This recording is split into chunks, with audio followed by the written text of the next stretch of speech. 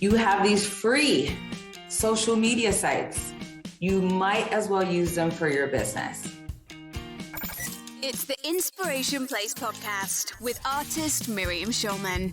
Welcome to the Inspiration Place podcast, an art world insider podcast for artists by an artist, where each week we go behind the scenes to uncover the perspiration and inspiration behind the art. And now, your host, Miriam Schulman. Well, hello, Passion Maker. This is Miriam Schulman, and you're listening to episode 158 of the Inspiration Place podcast. I am so grateful that you're here. Today, we're talking all about authentic networking with social media. In this episode, you'll discover how you can use social media to attract rather than chase your ideal audience. You'll also learn how not to sound like a social media robot and how to effectively use LinkedIn as well as the other platforms to amplify your online presence. So today we're talking all things social media and especially Instagram. I hope that you can find me over on Instagram. I'm at Schulman Art. That's SCHULMANART. I can't believe I have over 19,900 followers as of this recording. And I'm hoping by the time you're listening to it, we've passed the 20,000 mark. That doesn't mean I don't have time to talk to you, though. My favorite thing is to get into the direct messages and talk to people in there. If you're looking for a daily dose of inspiration, that's what you'll find over on Instagram. Not only am I sharing the same kinds of thoughts that I share here on the podcast, but you'll also get to see the kind of art that I create. But more importantly, I get to see the kind of art that you are creating, because that's what I like to do when people message me. The first thing that I'll do is I'll check out your profile to see what you do. And if you're not an artist, a visual artist like I am, even more entertaining for me. I can't wait to see what you're up to. Instagram at Schulman Art. Can't wait to see you over there. As an online presence expert and speaker, today's guest helps you upgrade your presence online through LinkedIn, Facebook, and Instagram and gain more visibility online, driving a steady stream of clients, customers, and collectors to your business.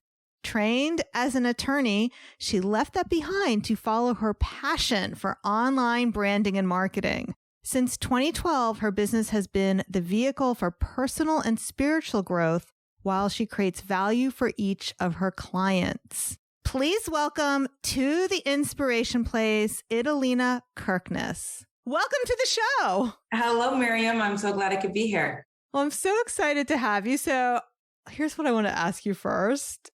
I understand that you probably paint as well as I play tennis. Terribly. Like, I enjoy it so much. But I'm awful, just awful. But I did read in a book that it's important to do things, to also do the things that you're not good at. It's important to do that for your brain and things that you enjoy. Yeah. Italina is also an amazing tennis player, a championship level tennis player that you represented the US in a tournament in Europe. You played with Serena Williams. Did I get that right? You got it right. Holy cow. Okay. And I am terrible at it. I play every week. And yesterday, so I'm playing and I play with, I'm in my 50s. The two women I play with are in their early 60s. And there's a gentleman who I'm guessing he's in his late 60s. I'm not really sure. But the guy I'm playing with, he loves to correct me. And he'll say to me, no, you should do it this way. And yesterday I turned to him, I said, my knowledge is much more than my talent. So you can tell me this, but it's kind of like saying, don't hit the ball out. Right. I can't. I hear you. So what kind of painting did you do? We won't stay on this topic that long, but we're super curious. Very abstract. Okay. And the thing is, when I show people, they're like, oh my God, it's beautiful. It's bright, colorful, it's that, but it's not, but my friends are nice. Yeah. All right. So let's move ahead to social media because we have a lot to talk about today. So first of all, I love what you say about attracting your audience rather than chasing them. I have a feeling this has to do a little bit with your spirituality. So would you like to use that as our first jumping off point? Absolutely. Just energetically attracting feels so much better, and it's not exhausting and draining as chasing. Also, when you attract rather than chase, you attract what's essentially right for you or made for you, like attracting your tribe, attracting the people that you're meant to work with. It all works out. You're going to be more in alignment that way. Yeah. What I like to tell the clients that I work with, so I don't do what you do about like helping them with social media, just helping them in general with their marketing and how they reach people, is that you need hot girl energy. And hot girls are not doing the chasing. They're just being hot and attracting. Yeah, they're just being, exactly. They're just being, right. They just show up, they put on their makeup, they get dressed up for themselves, not because they're chasing after anybody. I know that my listeners are probably thinking, okay, yeah, Miriam, but how do you do that exactly? What do you think is the best place to start? Should we start talking about the bios? Absolutely. The bio is like your online storefront. So that's a great place to start. Okay. Yes. And then with that, we want to get clear with who your audience is or your target market is. I think the first instinct is to say, oh, I can work with anyone or anyone could use this, right? What I have found though is over time, especially, so like I've had my social media company for going on a decade now. That's been a long enough time for me to see, oh, wow, I tend to be attracting this particular demographic. Like all of my clients and customers tend to have this in common. And then with that, with all that time having passed and seeing the pattern, I've been able to do what's called form a niche, basically. So all that means is it doesn't mean, oh, I can't help you if you're in this category or demographic. All that means is now my marketing no longer has to be schizophrenic in general, trying to attract everyone.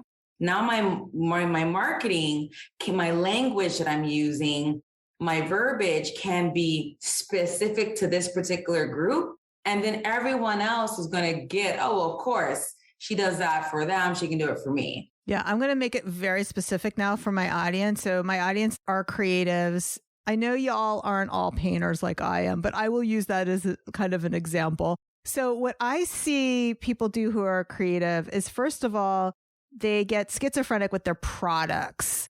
And that is such a race to the bottom of your income stream. You think that by offering more, you're going to please more people, but really the opposite is true, because you then, Target and Tiffany's both offer jewelry, but who are you going to pay more money for jewelry? Not Target, where you're going to get everything. You got the shirts, you can even get bananas, you can get makeup. Tiffany's is just jewelry. So with artists, there's the one thing. They think that, okay, well, I'm going to do the painting, the art on products, the doilies. But then what I also see, Italina, is, okay, once the artist dialed down, no, I'm only going to do abstract painting.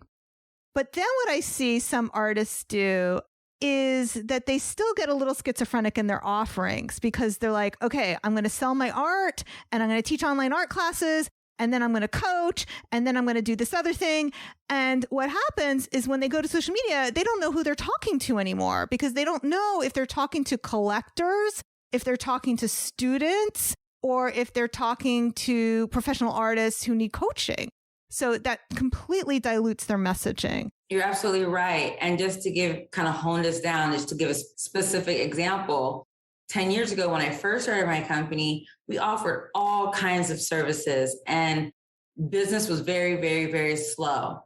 Once I got clear on my target market, so meaning the people who I'm serving, business grew. And then once I shrunk down the services, like we only offer 4 services. That's it. Only 4 services. Business grew astronomically. And one thing that you said, Miriam, before we started talking was saying, oh my God, I can't believe you've grown this company with zero advertising, no paid advertising. And it's in large part because of the niche as far as demographic as well as offerings. Yeah, and that's super impressive. I don't know anybody who offers what you do, social media branding, who's grown their business all organically. I mean, that is so impressive. Thank you. And I think part of it, what happens is the word of mouth. You become known for this particular area. People can verbalize that. It's hard to share 10 different services, but if you've got just a few, people can talk about that. Oh, she does this. Oh, he does that. And then now you've got the word of mouth working for you. Become just like Tiffany's is known for that higher end. You can become known for your area because people can remember what it is you do because they don't have this huge laundry list of things to remember. Yeah, that's super important. So let's talk specifically about what to put in your bio. And my listener, you should totally go check out Italina's social media feed, which it's Italina.k. Wait, help me out with it. Okay, my Instagram specifically is Italina K. That's it. Italina K. ITALINAK. It's gorgeous. Like the way it's like beautifully curated, but it's not just that it looks good. When you scroll through it, she's actually dropping a lot of knowledge bombs and value within it. So go check that out. Talk to us about what we need to put into our bios. Sure. So first things first, you'll notice on the bio, there's that bold line. And again, so that you can kind of follow along with me, just go to Italina K. You'll see that first line. That line is bold and it's searchable, meaning if someone conducts a search on Instagram, meaning they go to the search box and type something in because they're looking for whatever it is you do, as long as those keywords are in that bold section, you can come up in this search. So for example, on mine, you can see I did not waste space by putting my name in there. That's the number one mistake I see people put. They put their name in there, where it's like, my name is in my handle. I don't need to put my name there again. What I want to put in there are keywords that individuals are searching when looking for your product, your service, your industry. So for example, mine, if someone's searching social media manager, social media management, anything social, that's going to come up because I have the keyword social in there. And this is true also for LinkedIn, right? Absolutely. You'll see on LinkedIn that first line is bold, and you'll see also on mine. Feel free to connect with me on LinkedIn. Let me know you saw me here with Miriam. I didn't just put my name. I put my name and my job title. And it's consistent with what you see on Instagram. When I went to search Italina online, LinkedIn is what popped up first. I think that there is actually, that would be true for most people. Is that right? Yes, you bring up an excellent point. So it's not just about being on LinkedIn. It's about the fact that people are Googling you. And when you're Googled, one of the first thing that pops up is LinkedIn, because LinkedIn has what I call Google juice. It shows up first, and it's the most credible. That's what people see. That's what people rely on when they're doing their research. They look at LinkedIn, they see it as a credible source because it's the number one professional site. So you want to be putting your best virtual foot forward. Yeah, you brought up a really good point. We had a guest on some weeks ago, and he said an artist, and he said he used LinkedIn as his number one social media platform because he knew that's where the people who have money hang out. Yes. But he also was benefiting from what you're talking about, is that he has Google juice there, which you don't really have so much with Facebook and Instagram. So when I Google my own name, I think that's last on the page. Like there's my website. I forget what order it is. There's my website is mostly what comes up first, the podcast, LinkedIn, not Instagram and Facebook. Exactly. Yep. That's right. Yeah. That's what comes up, and that's for everyone. Okay. So tell me about making your bio skimmable.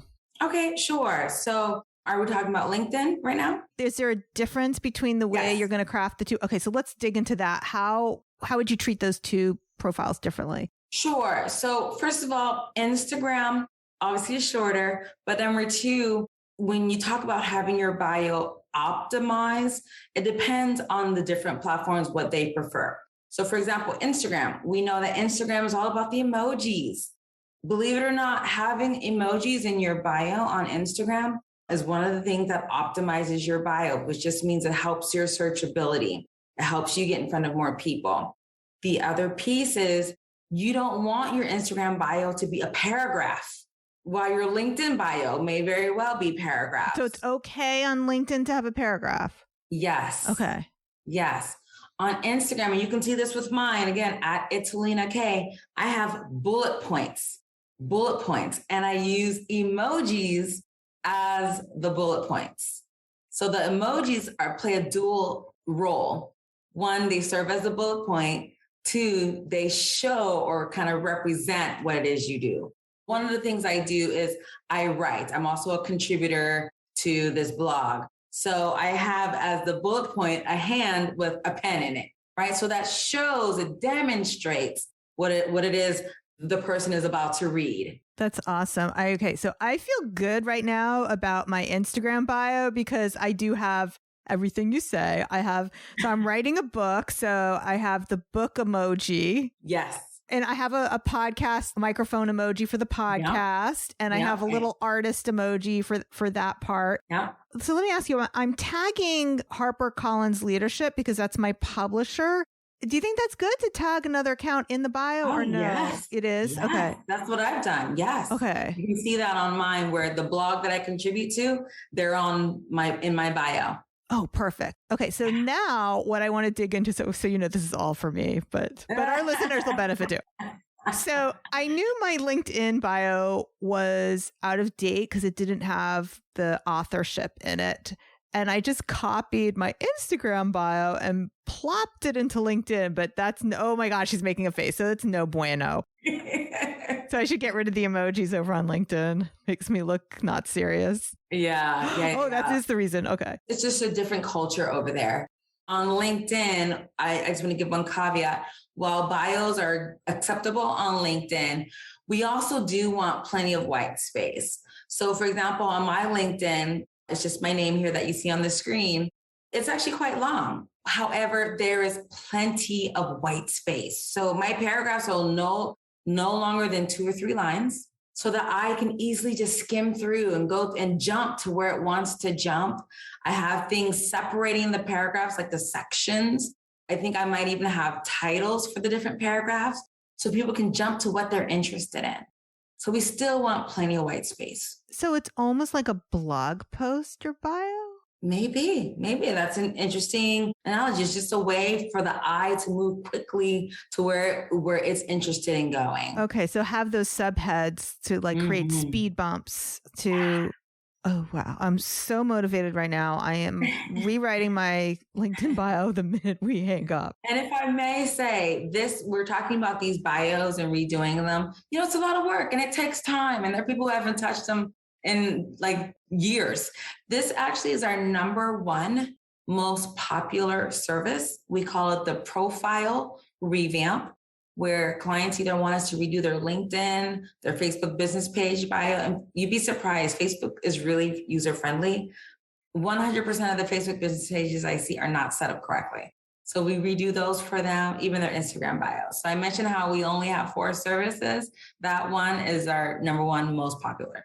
Okay. And Italina, if I were to go to your website, could I just buy it? Or is that the one that I need a consultation for? You'll definitely want a consultation because we want to get clear and make sure that that's actually the service that's going to fit you best.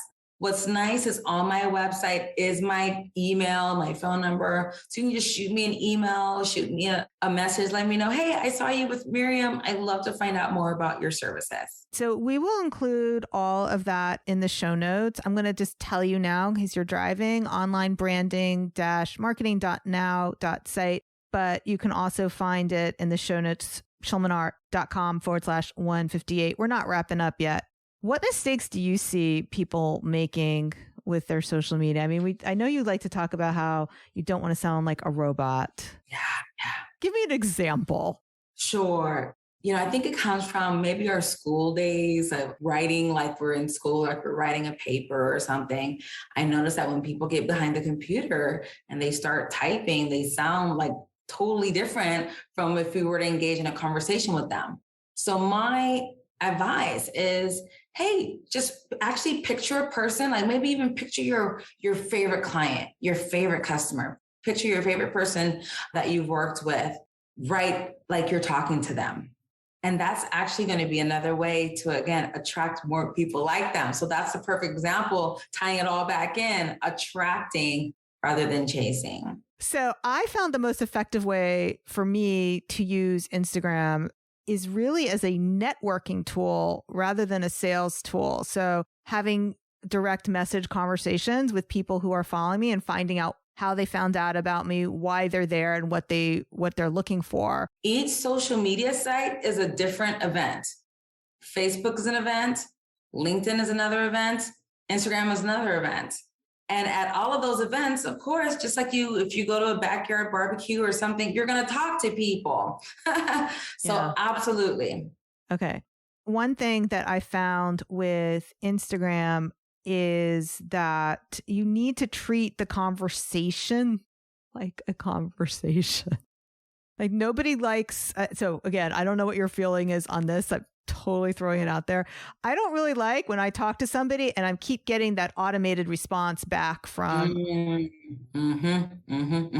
fact, I wouldn't even suggest, given the culture of Instagram, I wouldn't even have that. It's not. Thank you. It's not the proper place to have it. In fact, I have my notifications on for, actually I get a little dot on my icon, my app on my phone. It lets me know, I've got a message rating, because that's serious. Someone wants to talk to you. And just the other day, for example, I got a message on Facebook. I actually get a ding. So I have different alerts based on the site. Facebook, I take serious because a lot of people use Facebook Messenger. LinkedIn, I take very, very seriously. When I get a message, I get an alert on my phone so I can promptly respond, because that's business. Those are people wanting to work with me. What I also find is that you don't want to be like the perfume lady in the department store, like pushing the perfume on everybody who walks through the door. But I always like to make sure each step of the way, it's very permission based. I'm not shoving my perfume in everybody who follows me on Facebook. Oh, of course, naturally. And I think that's, again, the importance of having a conversation first, seeing where they are and being able to meet them where they are. Yeah. So we talked about not having the automated response. The other thing that I find very irritating is when, for lack of a better word, let's just call it an influencer person will have their VA send me like a 2-paragraph canned message. You're responding exactly the way I feel about it. Yeah. So while I have a team, and in fact, as you said, my page is very curated. So we know that I did not make all of these posts on my Instagram page. But what I do personally do is respond to my messages. No one's responding for my messages for me. Obviously, my stories where it's me and I'm clearly doing a selfie and doing a self video. Of course, that's me. Anytime it comes to talking one-on-one with someone, it should be personal, direct, and real. Thank you. Yes. Because please, I wish people would stop doing that. Especially on Facebook. That's where I'll be part of a Facebook group. The admins will be sending me and it's not a conversation. It's 3 paragraphs of what they want to shove in your face. Mm-hmm. And this is what I would suggest as an alternative, because yes, I guess, obviously, ultimately, we're here on social to build relationships and ultimately have people work with us. I get it. So instead of sending the huge, long message, I like to use the messaging systems on social as a way to make the initial connection. Hey, whatever the conversation is around, how do we meet? Great seeing you. Great to meet you. And then when I want to go further, I ask them, I say, hey, you want to hop on a quick call? See how we may be able to be of resource to each other. See how we may be able to network, however you want to say it. If they're willing to hop on a call, a video call, and I'll be honest with you, especially in these days of Zoom calls and people not being able to go out and network as the way they did before, people are like, yeah, they're happy to jump on a quick 10, 15-minute video call, phone call with you and network and see how you may be able to be of resource to each other. That's going to be more effective verbally talking than just sending a message. I mean, I see those huge messages as like an email. People aren't really reading. I don't feel a bond to an email, right? I don't feel closer to someone because they sent me an email. However, after a video call, after a phone call, I may very well feel more of a bond with them and felt like, oh, this is a relationship that I'd like to build. That's really great advice. And then what about referrals on LinkedIn? How important are they? How do you get them? LinkedIn is the number one professional site, meaning there are over 600 million users on LinkedIn. Studies have been done that shows earning income is higher there than on other sites. We've got professionals, we've got business owners, we've got executives, etc. That means it's going to be very easy. Just like we talked about that search box, sure, we can type in people's names to find them. Again, I welcome you to type in my name and connect with me on LinkedIn. Let me know you saw me here with Miriam. But you can also type in professions. So let's say you want to target a certain demographic, tech, veterans, teachers, retirees. You can type those keywords in the search box. All of those profiles will pop up. I'm talking like over 1 million people will probably pop up. I kind of like see that list, and you can even filter it down by location, like geographic location. I see that list as like, okay, these are my leads. I have all these leads that I can go and connect with. Like if we're not already first level connections, I can go shoot them a message. Hey, I came across your profile. Love what you're up to. Let's connect. Something super sweet, what you would say in person. And that's a great way to make that initial connection with other professionals. I like to take it once they accept to a phone call. I'm a fan of the phone call. I find that relationships, people feel more connected when there's a face-to-face virtually or a phone call. And we can establish that referral relationship, see if we want to network, be a resource to each other, and pass referrals. That's such great advice. Okay, so now I'm going to show a little bit of my own vulnerability about what I'm confused about with Instagram and social media.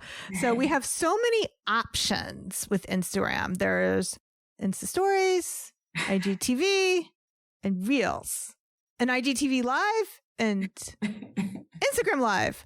So I'm a little bit confused. I've kind of like just avoided Reels because it's like, I don't know what to do with this. I only recently figured out what to do with IGTV. So do you have any advice on that? Sure. So I like to say that LinkedIn is a stepchild of social media. It's the last one. People don't remember to use it. Instagram is the demanding mistress. She wants all this time. Instagram offers all these different avenues to basically share content. What all the social media sites have in common is they want you to share content so that people will spend more time on their sites. So Instagram has created these different forms, IGTV, Reels, Stories, so that people can share. There's so many options so that people can be more likely to share. This is good because everyone has their preferred form of consuming content. So if you want a longer form content, then IGTV is for you. If you want a shorter form, then Reels is for you. What happens is Instagram rewards you for using all of the various forms. IGTV, Stories, Reels, and they reward you via the algorithm. So meaning you're going to be pushed out to your page, is going to be more visible to more people. You're going to be found on the discovery page because as a reward for using the different forms. So that's why you as a content creator, Miriam, that's why you want to use the different ones. And then it also allows your audience to consume the content in whichever way they want. Okay. So as of this recording, I know it's always changing, but as of this recording, what is your recommended recipe? Yes. For the amount of times we should be posting on the various platforms? Okay. So this is huge. This is good stuff here. Yeah. I mean, this is gold that she's about to drop. So I hope you can write this down or listen to this twice. Yes. I'm going to give you a formula. So stories is the quickest thing we can do. A story can just be a snap, a picture, or it could be a quick video of you walking around because you look really cute. Okay, so that's super fast. Just you basically documenting your day. Okay, so you want to do at least 8 stories per week. That's super easy. Today, I've already shared like 3. So the rest of the week, it's going to be easy. I'll probably go to the pool or something later, do a snap of that. I could even, if I want to, show us doing this podcast together. Okay. Yeah, that's easy. You can do that in one day, depending on how interesting your day is. If you're going from task to task or event. And when I say interesting, it doesn't have to be interesting. Trust me, as bad as the reality television is right now, like your people are interested in what you're doing. Just share what you're doing. For my Instagram, I started sharing stories on my book writing process. If you go to my tabs, the highlight reel, there is a book tab now. You can actually go there and follow along on my journey because I'll be sharing according to Italina, I'll be sharing 8 stories a week about the book. Okay. What's next? Next is your posts. You absolutely want to be posting on Instagram. I'm talking about your regular posts. You only need 3 minimum a week. 4 is even better, but only 3. Thank God you only have to do 3 or 4 a week. Yeah. Remember when they used to tell us you had to do twice a day? Yeah. This is such a relief. Yeah. Okay. So 3 or 4 a week. Yep. IGTV, you only need 1 a week, but you want it to be at least 3 minutes long. IGTV, 1 a week, 3 minutes long. Oh, I've been doing that wrong. What have you been doing? I've been doing like 90 seconds. Oh, okay. All right. I'm making a note for my team. 3 minutes. Yes. And then Reels. What we're doing with Reels, we're doing 2 a week. So we know we want 1 IGTV, we want 2 Reels. And the reason why Reels is so important is because, again, that's shorter form content as compared to IGTV, right? IGTV is a minute or more. What's happening right now, at least, Instagram is rewarding people who are doing Reels. So they're rewarding you by pushing your Reels out to more people. So if you've never had 1,000+ views on any of your content, Reels is your opportunity to get that. Okay, so the things I've been posting on IGTV, I should be posting on Reels probably, these 90-second things. Well, this is what we do. You can absolutely repurpose. If you want to take what you had on IGTV, you make it look a little different as a Reel. I'm a big fan of repurposing. With IGTV, we have it so it shows up in the feed as well. Is the Reels the same way where it shows up in the feed? No. Oh, I love that IGTV. And I think there's even an option there. Actually, with the Reel, you have the option to have it show up on the feed. Oh, yes. you do. Okay. So it is the same way. Okay. You have the option on my page just because I have a pattern and things I want to maintain. We don't do that, but no, you have the option to do that. Yes. Okay. This is so good. Okay. Recap. 8 stories a week. Super easy. 3 to 4 regular old-fashioned feed posts a week. Yes. 1 IGTV post a week, which has to be 3 minutes or more. Yes. Reels twice a week. How long do you recommend the Reels to be? You know, a Reel can just be one. It doesn't have to be a certain length. It could just be like 30 seconds. I think 30 seconds or less. Okay. Reels, again, are the shorter form content. Gotcha. Yes. All right. I know exactly what we're going to do. This has been such a fantastic interview, Italina. Thank you so much. Yeah. All right. And was there anything else you need to add to that list? Instagram rewards you also for using the direct messages, for DMs, for being in the DMs. You get rewarded for that. What I like to do is when certain people like certain things, or if I get a new follower, I'll say, hey, Roxy, awesome to see you here on Instagram. You know, just reaching out.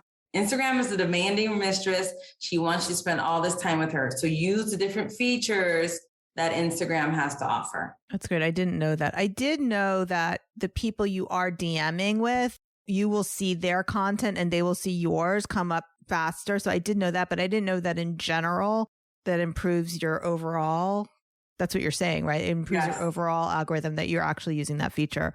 That's fantastic. And just so my listeners know, I do welcome people who follow me on Instagram, which I don't think I've given my handle. It's at Schulman Art. So if you don't already follow me, I would love to welcome you and have a little conversation with you over on Instagram. And then LinkedIn, is there a recommended posting schedule there? What do you recommend over there? So LinkedIn has the most favorable algorithm of all of the social media sites. So meaning if you post only once or twice a week there, your posts can still be visible like for the whole week because you're staying up there. Yeah. So while there are over 600 million users on LinkedIn, they're not all posting. So what LinkedIn is doing is rewarding the people who are posting by giving you a ton of visibility. Perfect. Italina, has been amazing having you. I'm so grateful for all the information that you shared. Make sure you go to her website so you can check out the free online presence consultation. So I'm going to give you the URL again, but don't forget it is in the show notes, onlinebranding-marketing.now.site. You can find that link as well as the link to her Instagram. You want to check it out. It is beautiful. She's doing so many interesting things there. At Italina K, you can find everything that we've talked about at schulmanart.com/158. Alrighty, Italina, do you have any last words for my listeners before we call this podcast complete? You have these free social media sites. You might as well use them for your business. Mic drop. All right. Thank you so much for being with me here today. You do not want to miss any episodes. So if you are listening on iTunes, make sure you hit the plus sign. They used to call it follow. You have to go click on that plus sign to make sure you don't miss anything. If you're on a different app, no judgment, Spotify, I think it's follow over there. If you're feeling extra generous and you are on iTunes, I would love a review on Apple Podcasts.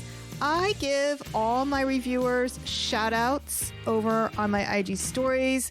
I show people your art as well as the review. So just drop your Instagram handle at the end of the review and I will be so grateful and take care of you. All right, my friend, thank you so much for being with me here today. I'll see you the same time, same place next week. Stay inspired.